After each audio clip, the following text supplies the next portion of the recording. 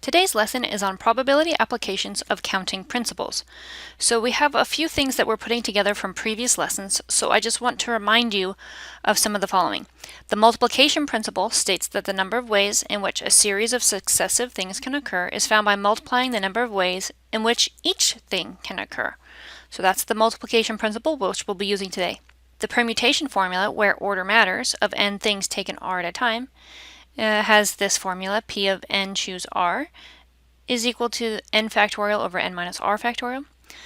The combination formula, where order doesn't matter, of n things taken r at a time, has the formula the combination of n choose r equals n factorial over n minus r factorial times r factorial. And then lastly, we're going to be putting that together with the theoretical probability of an event, denoted P of E, where we have the number of outcomes in the event, or N of E, divided by the total number of possible outcomes, N of S. So we're putting all of these things that we've already learned together to find some probabilities today. In our first example, we have 4 boys and 3 girls are lined up in the classroom door to be excused for recess. Find the probability that the first person in the line is a girl and the last person in the line is a boy. So we are trying to figure out, does order matter or does order not matter here? Well, because we are trying to find the probability of the different ways that they're lined up, order matters. So therefore, because order matters, this is a permutation.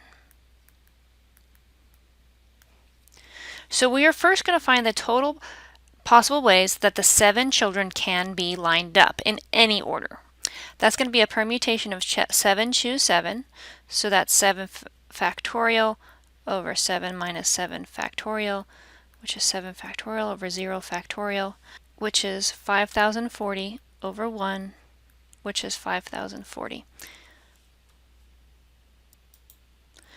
Or the faster way of doing that is 7, from the probability menu, choose the permutation function, 7 choose 7, and you'll still get 5040. Next, we're going to find the number of ways that children can be lined up with a girl in the first position and a boy in the last position. Now, we can't use permutation on this because we have some specific needs here, so we're going to use the multiplication principle, and we're going to have our 7 kids lined up. 2, 3, 4, 5, 6, 7. Okay, we know that the first child is going to be a girl, and we want the last child to be a boy. So we're just going to focus on those 2 spots first. We have a total of 4 boys and 3 girls. So if I'm going to the first spot and I want to have a girl there, that's going to be 3 possible choices of girls. And in the last spot, I want a boy, so that's 4 possible choices for boys. But because all of these other values could be anyone that's left over, how many people do we have left over? Well, if we subtract off 1 boy and 1 girl, that leaves us with 3 boys and 2 girls. But if we don't care if they're boys or girls, this is just 5 children. So we have 5 children left that could go in the second spot, 4 children left that can go in the third spot, and so on all the way down to 1. So I'm going to take my calculator out and multiply this. 3 times 5 times 4 times 3 times 2 times 1 times 4, and that's going to get me 1,440. Different ways that we could have a girl in the first spot and a boy in the last spot, and then anyone in the middle. So calculate the probability that a girl is in the first part of the line and the boy is in the last in line.